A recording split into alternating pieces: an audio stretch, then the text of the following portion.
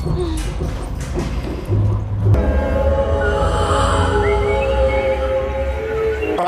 Who made the first move? Where it happened? What you were wearing? तो दोस्तों, आज के हमारे इस मूवी का नाम है 100 ब्लडी एकर्स। ये मूवी 2012 में रिलीज हुई थी और इसमें हम देखेंगे कि कोई इंसान अपने बिजनेस के फायदे के लिए कितना घिनौना काम कर सकता है। तो आइए वीडियो को शुरू करते हैं। Warning, welcome to Horrorland. अगर आप पहली बार इस चैनल पर आए तो चैनल को सब्सक्राइब करके जरूर जाना। इस मूवी की कहानी शुरू होती है दो भाइयों से, रेग और लिंड से। वे दोनों इंसान की हड्डियों और खून से पेड़ पौधों के फर्टिलाइजर बनाया करते थे और इसी वजह से उनकी सब्जियां बहुत अच्छी होती थी, जिससे उनको मार्केट में बहुत अच्छे पैसे मिला करते थे। रेग जब अपने कस्टमर चार्ली को उनका फर्टिलाइजर डिलीवर करने जा रहा था तो रास्ते में उसे एक एक्सीडेंट हुई वैन दिखती है जिसका ड्राइवर मर चुका था। अपने भाई के सामने अच्छा बनने के लिए रेग उस डेड बॉडी को फर्टिलाइजर के लिए अपनी गाड़ी में डाल लेता है और डोर को बंद करते समय उस डेड बॉडी की उंगलियां कट जाती है। वो उन उंगलियों को गाड़ी में डालकर वहां से निकलने लगता है। और दूसरी तरफ हम एक लड़की सोफी और वेस को देखते हैं जो कि मेकआउट कर रहे थे। वे लोग पानी ढूंढने आए थे और कार के पास जाते समय उनको वहां पर एक जगह पर 6 कब्रें दिखती है। वे सभी लोग एक्सीडेंट में मारे गए थे लेकिन उनकी बॉडी कभी भी नहीं मिली थी। वेस उन मरे हुए लोगों का मजाक बना रहा था और नैन्सी नाम की एक बूढ़ी औरत आती है और कब्र पर फूल चढ़ाती है। तब सोफी वेस की तरफ से माफी मांगकर वहां से कार की तरफ आती है। कार में सोफी का बॉयफ्रेंड जेम्स था और सोफी यहाँ पर जेम्स को धोखा दे रही थी। जेम्स तो इस ट्रिप पर सोफी को प्रपोज करने वाला था और उसकी कार ठीक नहीं होती है तो वे सभी पैदल ही फेस्टिवल जाने का तय करते हैं। तभी वहां से नैन्सी की कार गुजरती है लेकिन मरे हुए लोगों का मजाक उड़ाने की वजह से नैन्सी उनको कोई मदद नहीं करती है। अब कुछ समय के बाद में रेग वहां पर आता है और पहली नजर में तो रेग को सोफी पसंद आ गई थी तो वो उनको लिफ्ट देने के लिए राजी हो जाता है, लेकिन पहले वो उस डेड बॉडी को छुपा देता है। सभी को वहां पर बदबू आ रही थी तो वो उन लोगों से ये कहता है कि ये बदबू मरे हुए जानवर की है। वेस और जेम्स ट्रक के पीछे बैठ जाते हैं और सोफी रेग के साथ आगे बैठती है। रास्ते में बात करते करते सोफी और रेग बहुत अच्छे दोस्त बन गए थे। दोनों अपने सीक्रेट्स भी एक दूसरे से शेयर कर रहे थे और ट्रक के पीछे वेस ड्रग ले रहा था। तभी वे दोनों एक डेड बॉडी का हाथ नोटिस करते हैं और दोनों डर के गाड़ी को रोकने के लिए चिल्ला रहे थे। तब रेग सोफी को गाड़ी के अंदर ही छोड़कर खुद चेक करने के लिए जाता है लेकिन डोर नहीं खोलता है और सोफी को झूठ बोलता है कि बॉयज पीछे एंजॉय कर रहे हैं। रेग सोफी को म्यूजिक फेस्टिवल जाने से पहले उनके घर पर चलने को कहता है और सोफी भी इस बात को मान जाती है। इधर दूसरी तरफ हम लिंडसे को देखते हैं जो कि फर्टिलाइजर की डिलीवरी के लिए चार्ली से बातें कर रहा था। रेग ने अब तक उन फर्टिलाइजर को डिलीवर नहीं किया था और तब रेग भी अपने फार्म तक आ जाता है। गाड़ी से उतरते ही सोफी को अपने लड़कों की आवाजें सुनाई देती है जो कि उस डेड बॉडी के बारे में चिल्लाकर बातें कर रहे थे। सोफी कुछ समझ पाती उससे पहले ही रेग उसे एक कमरे में बंद कर देता है। लिंडसे वहां पर आकर रेग को इन सब के बारे में पूछता है और रेग उसे सारी बातें बताता है। तब दोनों भाई मिलकर सोफी के साथ वेस और जेम्स को उसी कमरे में बंद कर देते हैं। वे लोग उनको बहुत रिक्वेस्ट करते हैं कि वो उन्हें छोड़ दें लेकिन लिंडसे उनको इग्नोर कर देता है। सोफी रेग को फंसाने के लिए ये कहती है कि उसका भाई उसे कंट्रोल कर रहा है लेकिन उसे कभी भी अपने भाई की कंट्रोल नहीं आना चाहिए। तब लिंडसे रेग को बाहर लाकर मारने पीटने लगता है क्योंकि इस तरह लोगों को वहां पर लाने से वे दोनों फंस सकते थे। रेग उसको समझाता है कि वो फर्टिलाइजर के लिए डेड बॉडी भी लेकर आया है तो बाकी को छोड़ देने को कहता है लेकिन लिंडसे कोई भी रिस्क नहीं लेना चाहता था। दोनों उस ड्राइवर की डेड बॉडी को उस रूम में लाकर एक ग्राइंडर के ऊपर लेटा देते हैं और असल में वो ड्राइवर मरा नहीं था। वो अपनी आंखें खोलता है लेकिन फिर भी लिंडसे उसे जिंदा ही उस ग्राइंडर में डालकर मार डालता है। रेग भी उसे बचा नहीं पाता है लेकिन फिर लिंडसे उस ड्राइवर की डेड बॉडी से फर्टिलाइजर बनाने लगता है।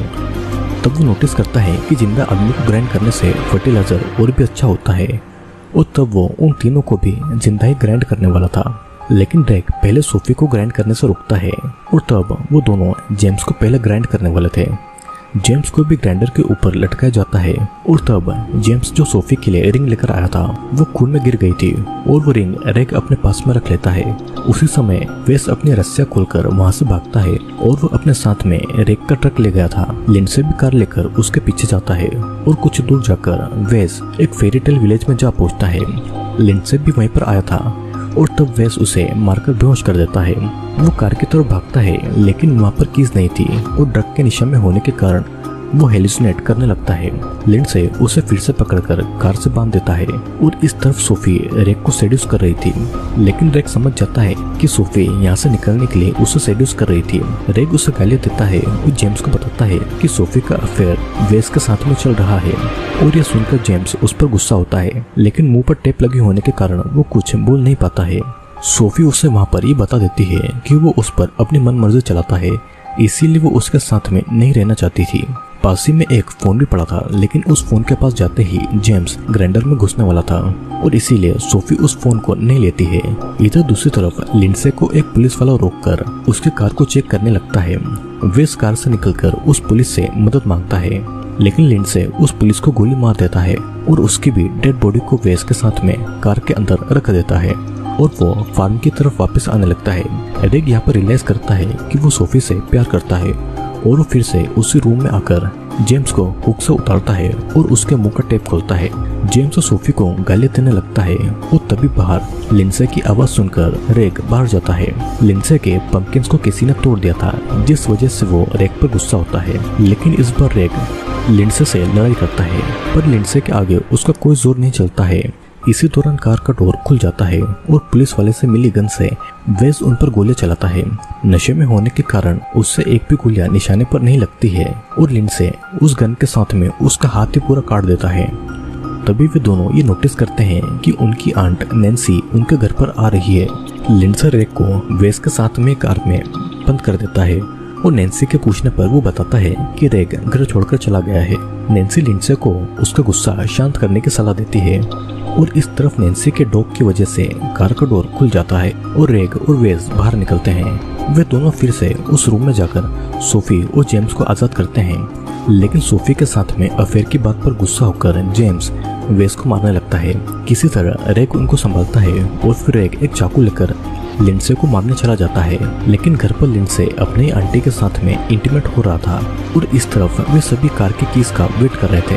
तभी नैन्सी का डॉग वेस का हाथ लेकर जा रहा था और वेस उस डॉग के पीछे जाता है अपने कटे हुए हाथ को वापस लाने के लिए। वेस घर के अंदर आ गया था और लिंडसे उसे देखकर गोली मार देता है और उस समय रेग और लिंडसे का झगड़ा होने लगता है। गुस्से में रेग ये बता देता है कि वो दोनों मिलकर लोगों को मार के उनकी डेड बॉडी के पार्ट से फर्टिलाइजर बनाया करते हैं और नैन्सी ये सुनकर पुलिस के पास जाने वाली थी। तभी लिंडसे उसे गोली मारकर उसे मौत का घाट उतार देता है और वो रेग को भी गोली मारने वाला था, लेकिन रेग उसका हाथ काट देता है और चाबी लेकर भाग जाता है। इस तरफ जेम्स और सोफी भी वहाँ से भाग रहे थे, लेकिन रेग को बचाने के लिए सोफी वापस अकेले ही फार्म की तरफ जाती है। इधर रेग को लिंडसे फिर से पकड़कर ग्राइंडर के ऊपर लटका देता है। वो रेग को ग्राइंड कर ही देता है, लेकिन उससे पहले ही सोफी उसे शूट करती है और मौके का फायदा उठाकर रेग लिंडसे को ही ग्राइंडर में डाल देता है, जिससे कि लिंडसे के टुकड़े टुकड़े हो जाते हैं और रेग वही रिंग सोफी को ऑफर करता है। सोफी भी रेग के प्रपोजल को एक्सेप्ट कर लेती है और इस तरफ जेम्स मदद मांगता हुआ रोड की तरफ आ जाता है, लेकिन एक ट्रक उसे कुचल कर चला जाता है और ये ट्रक और कोई नहीं बल्कि चार्ली चला रहा था। और इसी के साथ में ये मूवी यहीं पर खत्म होती है। दोस्तों, इस मूवी में दो भाई लिंडसे और रेग सब्जियों के फर्टिलाइजर का काम करते थे और वे इंसान के खून और हड्डियों से फर्टिलाइजर बनाया करते थे, जिससे कि उनका फर्टिलाइजर और अच्छा बनता है। वे लोग मरे हुए लोगों या फिर जिंदा लोगों को ही किडनैप करके उनको ग्राइंड करते थे ताकि उससे खाद या फर्टिलाइजर बनाया जा सके।